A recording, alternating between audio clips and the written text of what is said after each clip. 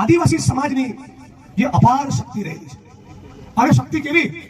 તમારા વિસ્તારમાં છું તો તમને પાનો નથી ચડાવતો, ખરેખર અહીંયા પડી ચૂક્યો છું.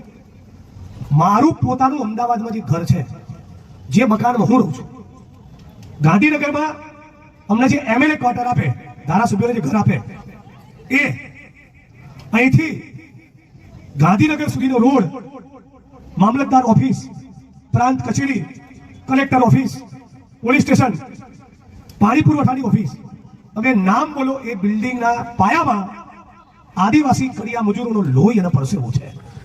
તમે નામ બોલો બિલ્ડિંગમાં, રોડ, રસ્તો, શોપિંગ સેન્ટર, મોલ, બિલ્ડિંગ, સિનેમાઘર, મારું ઘર, મુખ્યમંત્રીનું ઘર, વિધાનસભાનું મકાન, આ દરેકે દરેક વસ્તુના નિર્માણમાં દાહોદના, ગોધરાના, પંચમહાલના, ડુંગરપુરના, બાંસવાડાના, દાતાના, અમીરગઢના કોઈક ને કોઈક આદિવાસી કડિયા મજૂરનો લોહી અને પરસેવો લાગેલો છે.